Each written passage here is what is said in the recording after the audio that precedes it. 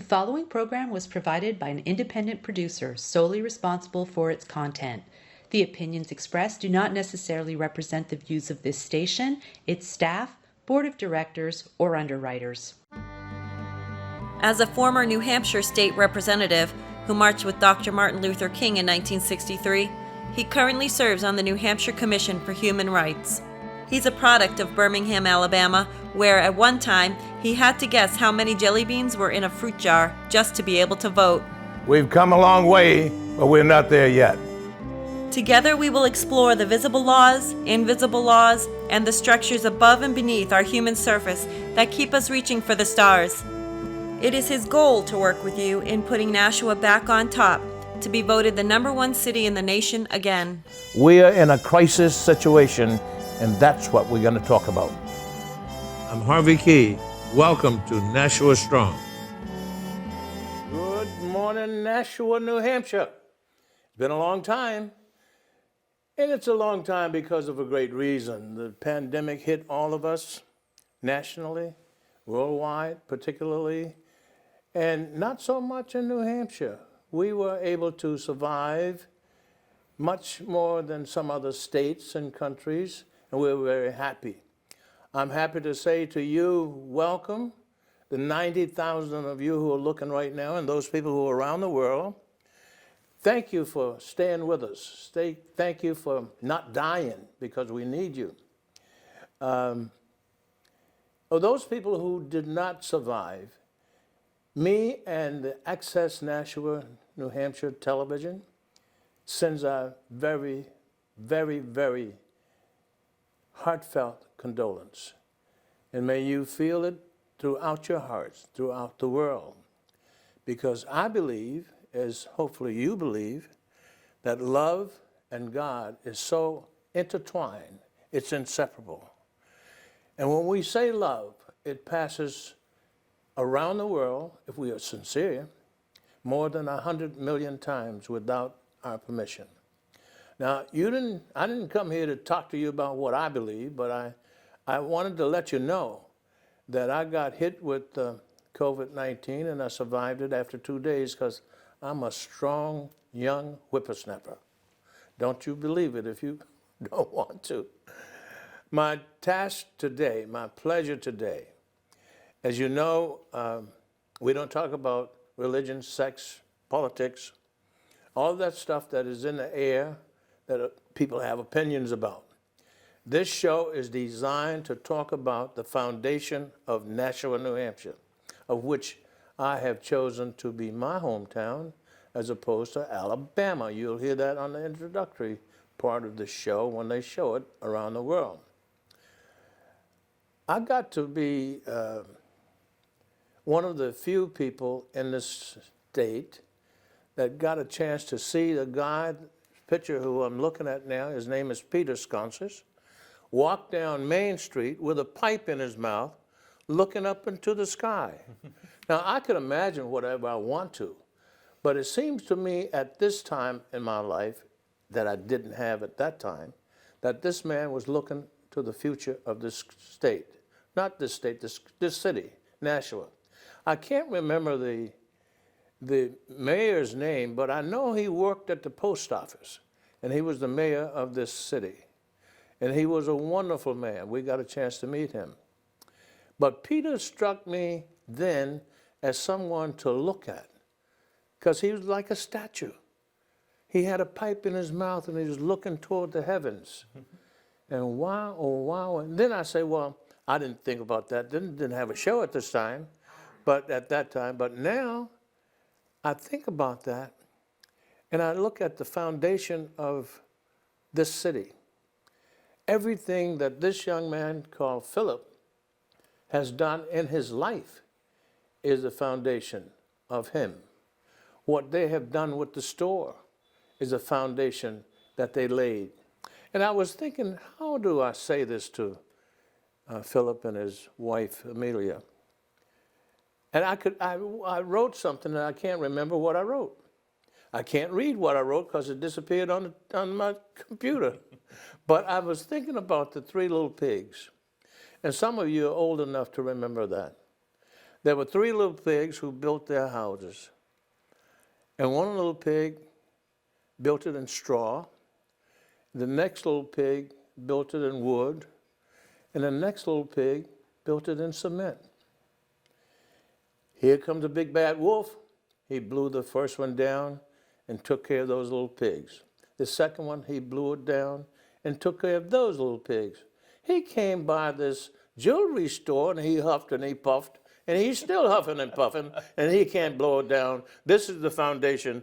If this is part of that foundation, all of that, and Peter Scontsas is whatever they did prior to this guy that I'm sitting next to is the foundation that brings us to this point. I have a couple of questions I'm going to ask this young man, and then it's going to be his show. How long have you ran this store? This store has been, well, I should also tell you that we're celebrating our 110th year here in Thank this you. location.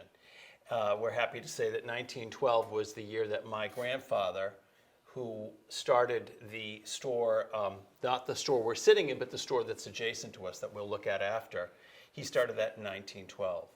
But I started here working in 1974. It was my first job. I was 12 years old. My parents had just purchased this jewelry side here, and I came at 12 years old, started summers, and really never left, other than I went to college and did a few things, but never ever. Where did you go to school, Peter? I went to the University Phillip? of New Hampshire. UNH, yeah? I did go to UNH, and I went to, but all along I worked here. I never really left, and I chuckle because I feel like sometimes I wonder, you know, I've been here so long that I don't know life with not being here. It's just a very interesting thing. That's beautiful. Yeah, yeah. Now, you started at 12 Yes. in 74. And when did you meet my children, my kids? I met your kids, I would say probably in the 70s. We were all, you know, teenagers when I met them. And they were... Where'd you go to high school? I went to Nashua. I went to Fairgrounds, Elm Street Junior High, and then to Nashua I High think School. they went to the same place. Yeah, yeah. So I met them all. They were great personalities, smart kids. Your son Mark was a character. Let me tell you, should have been a comedian. He still is. A lot of fun. Yeah. A lot of fun. Tell me then, what is a gymnast as opposed to a gymnast? Now, I read something, and I can't remember where I read it. You had gone someplace to become a gymnast. A gemologist. See, I thought it was a G-Y-M-O-L-O-G. No, gem. G-E. Yeah. Now, what's the difference? A gemologist, a gymnast is someone that does, you know, goes to the Olympics and does Yeah, the yeah. balance beam. That's not my forte. I'm a gemologist. I was wondering, why would you go to a school to become a gymnast? Yeah, And I no. spell it G-Y-M, and I know now I'm wrong. No, a gemologist is a person that is specializing in diamond grading and gem identification. So I was here for probably 10 or 15 years prior to becoming a gemologist, but knew that that was always something that I wanted to do. And there's an institute in this country called the Gemological Institute of America, which is highly, highly regarded. And they do a very successful at-home study, which a lot of people do as they're working in their stores. They do it at home and become a gemologist. But I decided to do it 5 days a week for 6 months, and I did it like a full-time job for Folks, 6 months. listen to this young man. He's not going to be outside lifting weights and punching bags. Yeah, right. He's going to be inside of this store, figuring out how to fit something on your finger. And I think the world should know that the difference between that athletic gymnologist and the Gemologist. it's gemologist. Like a gem, Yeah. G-E-M. Yep. And we're so happy to have. How many of those are in the city? You know, I think I'm one of maybe a few. When I became a gemologist, I was one of 3 in New Hampshire. So there aren't a lot. But I think, you know, as time's gone on, people have, you know, taken advantage of the home study, and there are more. I'm not exactly how many, I'm not sure. Philip, would you tell our audience what is the history of jewelry?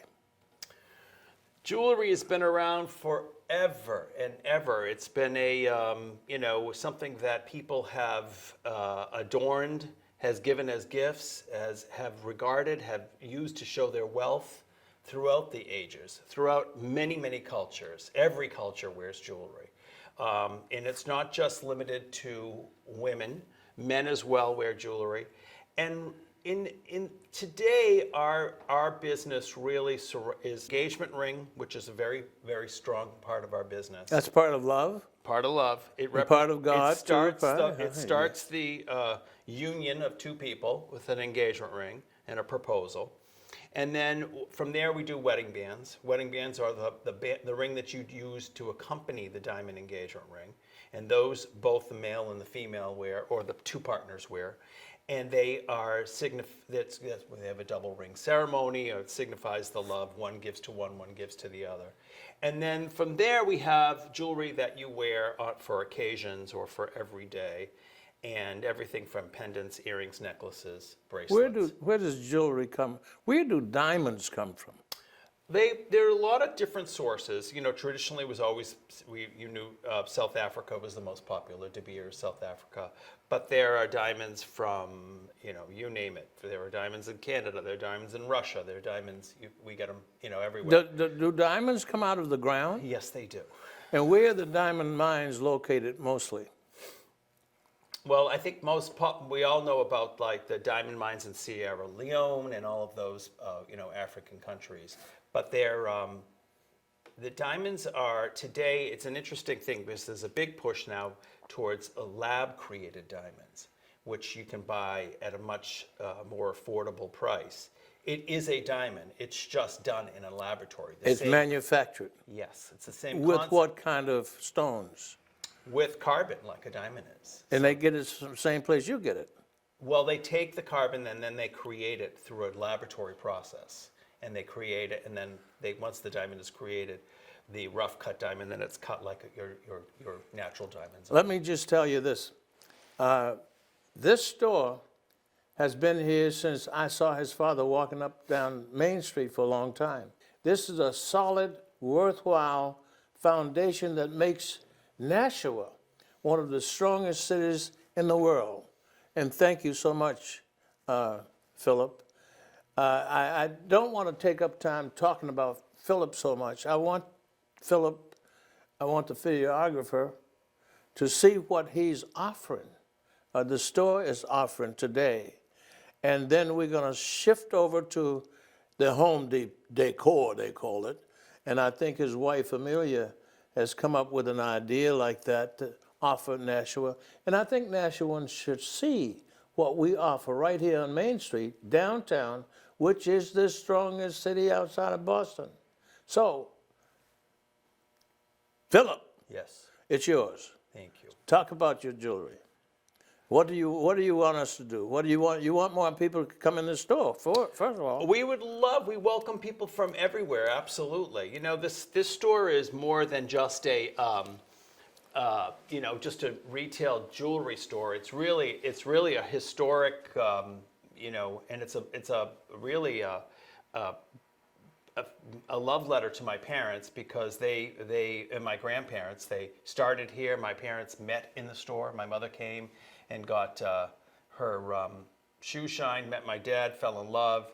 From there they brought up their 5 kids who all worked here along with me throughout the years. So it's been something that's really been special to the city and to my family. Well, it doesn't seem to me that you work at all. Well, it doesn't feel like work some days because it's really a lot. We deal in wonderful, joyous occasions. We sit here on a regular basis and show young men and young women diamond engagement rings that are something that they're going to wear for the rest of their lives and pass on to their children and grandchildren. And they will continue to wear them. We show them wedding bands that will be, something that they will put on their finger the biggest day of their lives, the most, memorable day of their lives. So how joyous is that? That's fantastic. It is wonderful. And everybody that comes in, Harvey, has a story. And every story is sweeter than the next one, and more special than the next one. And it's our pleasure to hear it, and we're honored that they choose us to to do that. Because you're here. You've been here like forever. You know, I say this all the time. Let me ask you this before you say Go that. ahead. Do you remember the welcome wagon? Absolutely.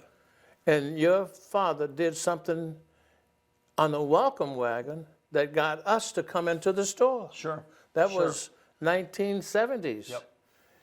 Is it possible we could get another welcome wagon if we see the mayor? Sure, why not? Why not? It's Exactly. a beautiful thing. Yep. And we are crowded in this city like 90,000 strong, and we're still going strong with this shiny hill on the mountain from Boston. We have one of the loveliest cities. I want to just tag into this, Mr. Scontsas, Mr. Phillip Scontsas. We have a fantastic police department. We have a university right in our backyard, Riviera. We have a performing arts building and a couple doors from this wonderful jewelry store. So we have to get this little stuff in to make it more permanent, more accessible, more beautiful, more gorgeous, with inexhaustible spirit of Philip and his family. I'm sorry to break you. No, I'm excited you brought up the Performing Arts Center because I'm very passionate about it, and I feel it's a wonderful way that the city is heading. We've been paying consultants who have made master plans for this city for numerous years. In each master plan, you will see that one large component is a performing arts center, somewhere in the center of town. When the Alex building became available, it seemed like the perfect fit. Those consultants were brought back with architects, and they came up with a wonderful plan of a 750-seat auditorium that will be state-of-the-art, comfortable seating, retractable seating. The building will be multi-use, so it'll be in the evenings, it'll be for performances, any type of live art performance, and during days or weekends, the seating can be moved and you can have functions there. There can be weddings there, you name it. State-of-the-art building, a state-of-the-art jewelry store, and almost forgot, the guy who was the mayor of this city was Sullivan. Yes. He was a post office worker. Yeah. He was so down to earth, just like you are.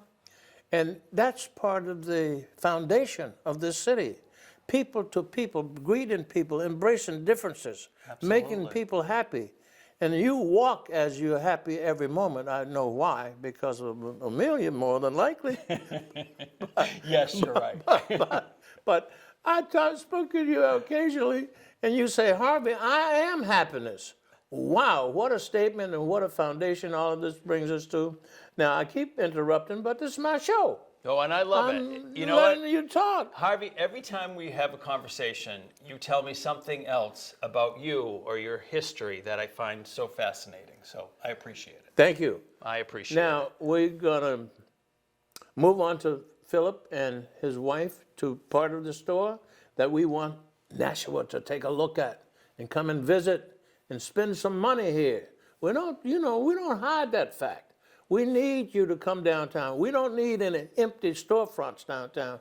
And don't forget, we have one of the finest mayors ever walked the face of this earth. Yes. And we love him. Yes. Thanks, Philip. Yes. Take Thank off. you. So, as I said, we were doing engagement rings. From there, we have our fine jewelry section, which features colored stones in yellow gold, white gold, with diamond accents as well. We carry pearls, all kinds of pearl jewelry, which is popular for weddings and wedding pieces. We have, fashion pieces. One of the big pushes have been in this business for women self-purchasing. And so that our fashion line is that piece of jewelry that's a price point of $500 or under. That is, that working woman could come in and, traditionally jewelry stores were for men to come in and purchase for their wives. But as times have evolved and women have become more independent and become working and becoming successful, and making their own money and making, in some cases, more money than men, and good for them, they are doing what we call in this business self-purchasing. So as we've shifted through the years, we've geared our pieces and our lines to that type of a customer. The secret, Harvey, I wanted to bring up to you is that 110 years the store has been in business, and people say, Philip, how have you survived, or how have you maintained your vitality? And I say, I follow in the footsteps of my grandfather and father and constantly changing. There have been times when we've made decisions to move on, to get rid of, to change the look, to get rid of the Hallmark cards. And there were those people that were upset, felt like I was treading on history. And I had to remind them that I actually was not treading on history. I was maintaining a business. We are not a museum. We are a business, first and foremost. And in order for a business to maintain its vitality, you need to make money. So if you're selling something that is no longer selling, no longer popular, just like my grandfather started as a shoe repair man. And as shoe repair business waned and moved, they moved into the gift line. They moved into Hallmark cards. They moved into magazines, anything and everything that they thought would be appealing to people. Would you say that change is the only thing that is constant? Absolutely. And it's constantly changing. Absolutely. And if you don't, I mean, look what the world did during the pandemic. People pivoted and became creative and entrepreneurial, and their businesses not only survived but soared. And we were fortunate. We just made a decision early on that we were going to maintain a presence. We did it by appointments. We had people in here. We maintained distance from people. We put up guards. We wore masks like the world did. And we sanitized heavily, and we were able to maintain our business. And through the pandemic, I can't tell you how many people were pleased that they still were able to go on with their lives. And that really was something that saved us. And we ended up doing very well. So, Philip, you were on a roll, and I know you're young enough to remember where you stopped. Maybe. Do I? No, we were talking about being creative during the pandemic and surviving during a pandemic, and so I think and change in business and maintaining a business. But it also what happens, I think. Let me. You also keep the economy going. Absolutely. That's part of the business of downtown. Absolutely. And you participated in keeping downtown Main Street actively engaged in bringing people from far and near to participate in downtown business. And I want to thank you for that. I'll tell you, we've worked tirelessly here in downtown to maintain a presence, to do creative things. There's been farmers' dinners, the Taste of Downtown Nashua, the Winter Holiday Stroll. All of these things have done wonderful, have brought great people to the city that normally would not come. So we enjoy them. We, of course, have missed them during the pandemic and looking forward to being able to celebrate them again. But that's part of what the Performing Arts Center has done is it's opened up our eyes to the future of what's next, what we can do. The city is excited. It is exciting. I mean, the merchants downtown I chat with them frequently. And they are excited that this performing arts building is coming. I mean, think about the fact that we would be able to go to a performance on Thursday evening, have a bite to eat downtown, and just be minutes from your home. Not only that, just the numbers of people that would be exposed to Nashua, that would be exposed to this wonderful city. And not just our businesses, but to move here, to live here, to open a business and here. Embrace differences. Absolutely. And people think, oh, Philip, you really want the Performing Arts Center because you're downtown business and all that. I said, well, if you really think about and look at the big picture, when a young man is in the process of deciding to work, and he has two options. One is BAE in a sweet little town in California, or BAE in Nashua, New Hampshire. When he drives into Nashua and he drives down the main street and he sees a Performing Arts Center, a vital downtown, a couple of cool coffee shops, all of those things, cool places to live, like on the river, to rent, our mills. That is what makes people make decisions. I know it sounds trite, but it is a fact. And not a huge number of protesters about what's going on in our government. That's right. We haven't had it. We are so lucky to not have had it. And this city is a magnet for a huge number of young people around the world. Yep. And we invite them to come. Yes. I mean, I had a gentleman in here that I don't, to purchase an engagement ring, and he hasn't given it yet, so I don't want to say where he's from, but not from Nashua. And he said, when I came to Nashua, I walked around and I said, I'm going to live here. I want to be part of the local scene. I want to shop in the local stores. And he did. And it was such a pleasure to meet this young man and to see him. And, you know, I'm 60 this year, and so I still think I'm 20. Does he look 60? No Yes, I do. way. But I no still think way. I'm 25. No. So I say to these kids, when they tell me how old they are, I'm thinking, God, you were born after I graduated from college. I still think I'm a contemporary. But it's nice to see that excitement. It's nice to, and those people are the people that are excited about seeing this progress and this change. And like I said, you know, it may not be there are those that think the location or the style of the building, whatever, but you know, at the end of the day, it is moving forward. It's progress. It is not, we're not just sitting still. We're not like we do here in our business where we're constantly changing, constantly redoing. And constantly embracing differences. Absolutely. Every time I come in here, I get a high and didn't have a drink at all. That's right. And Because your staff, particularly your mother, your wife, and the people next door, Yep. greet me as if I'm family. And you guys do that with everyone, not just because it's Harvey, but I like the special attention, Yep. but anybody comes in here, you do the same thing. Yeah. And that is the humanitarian gesture that should be happening around the world, accepting and embracing differences. Now, I know you could talk about this store all day. You I got do, on the road, I do. but we're going to have to move next door. Absolutely, let's do it. Because we don't want to keep our audience awake all night. Absolutely. Let's do it. Okay, Phillip, thank you so much. Harvey, thank you you. for this beautiful rendition Thank of you. exquisite, immeasurable, fantastic jewelry store. Thank you. Jewelry Mine. Thank Now we're going to move next door, and we're going to look at Home Decor. Sounds good. And somebody's going to take us through it. Yeah. Okay, folks. As promised that we would do what I call an honor to introduce you to the Home Decor store next to the fabulous jewelry store, because I think what they have in here is not seen any other place in New Hampshire. At one time, there was a woman's dress store in town. It says one of a kind. And in this town, this is one of a kind called Home Decor. Home Decor. It's some of the finest, unique stuff that you can't find in any other store. You can't find it in a book. You can't find it in the library. You can't find it online. You could find it right here on Main Street next to Scontsas Jewelry Store.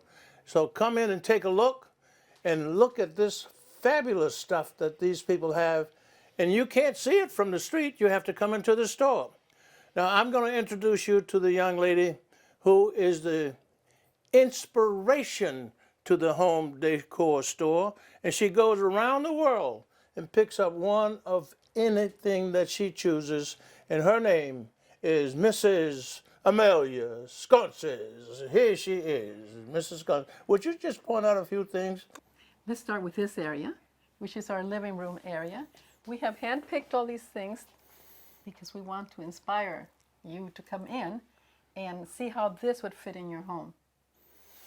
We have, not only do we do pieces of furniture, a lot of small pieces of furniture, we do specialize really truly in vintage and vintage looking lighting, which has been a big popular area of our home decor business. The mirrors, we've always liked mirrors. We love looking at ourselves in the mirror. So we're surrounded by them.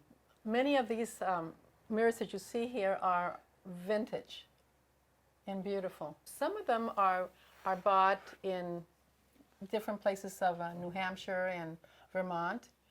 Even some have come Some from have come from estate sales. Some have come from companies that do vintage repros, which they are. That's a very popular end of this business right now. This the other thing that Scontsas that Amalia does great is picking really fun accessories for your home as well as gifts. As you pan and you can see, there are a lot of. We're kind of moving into spring now, so we have a lot of retro-looking glassware and pitchers, trays. So we have a wonderful array of things for your home, for your summer home, but not only that, for your engagement gift, wedding gift, and anything on that idea. casual and comfortable. When you look too, you'll see sprinkled throughout is a lot of soap and bath and spa inspired lines, which are fun. From everything from different scents to different locales. We actually have some local lavender product from Hollis, New Hampshire. We have a lot of French inspired bath and body. This section here in the center is new. We're shifting to some summer, and this is fun. Tell us about this, Amalia. This is all made in Italy.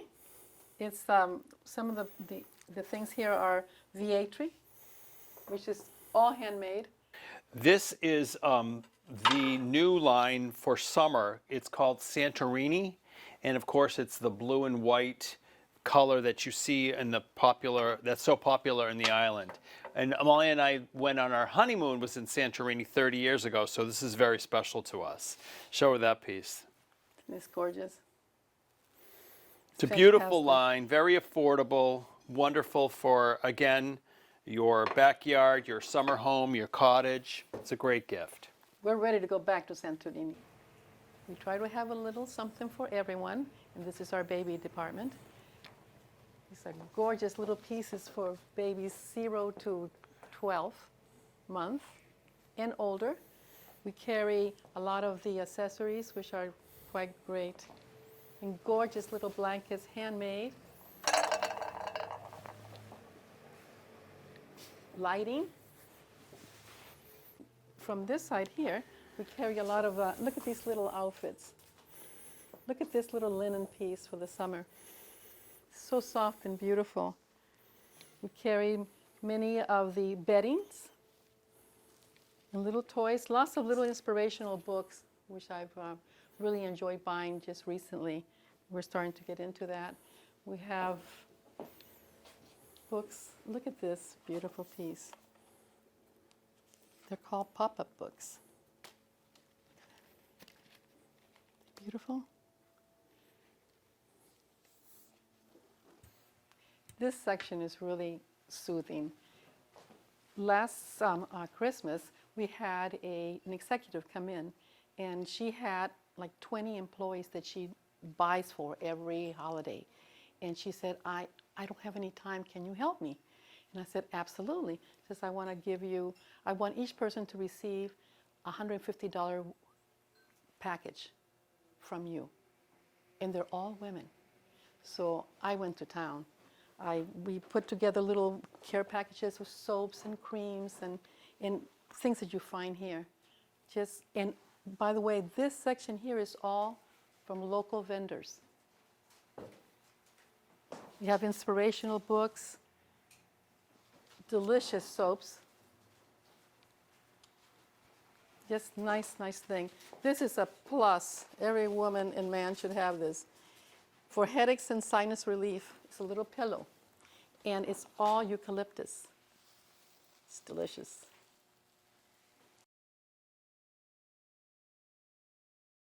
Another aspect of the home decor side that we've concentrated on lately is sort of getting into the bedroom a little bit with some casual bedding. Right now we're featuring this wonderful faux fur type thing for winter. We do a lot of candelabras and lighting, vintage lighting that looks great in bedrooms.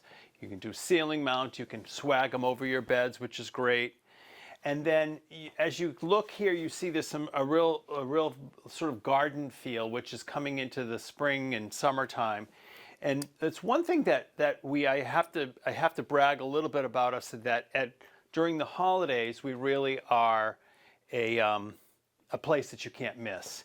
We do an amazing array of holiday decor and gifts and ornaments and decorations for all the seasons. So make it a point to visit us during the seasons to see how we change and evolve. It's really a lot of fun.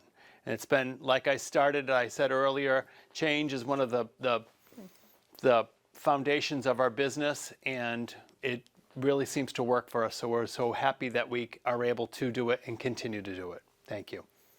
All right, folks, thank you so much for allowing us to come into your living rooms and around the world to show you the most unique store downtown Nashua, New Hampshire. The Scontsas have given, and they continue to give. They make a difference because they embrace differences. Come into the store, shop, enjoy yourself, have a conversation with the owners. They are hometown folks. Thank you again. Stay safe. Love you. Nashua, New Hampshire, this is Harvey. And thank our managers, Dan and Dick. They're the ones who bring this show to you at no charge. And it's around the world that they show the best in town. Have a good day. See you next time. As a former New Hampshire state representative who marched with Dr. Martin Luther King in 1963, he currently serves on the New Hampshire Commission for Human Rights. He's a product of Birmingham, Alabama, where at one time he had to guess how many jelly beans were in a fruit jar just to be able to vote. We've come a long way, but we're not there yet. Together we will explore the visible laws, invisible laws, and the structures above and beneath our human surface that keep us reaching for the stars. It is his goal to work with you in putting Nashua back on top, to be voted the #1 city in the nation again. We are in a crisis situation, and that's what we're going to talk about. I'm Harvey Keye. Welcome to Nashua Strong.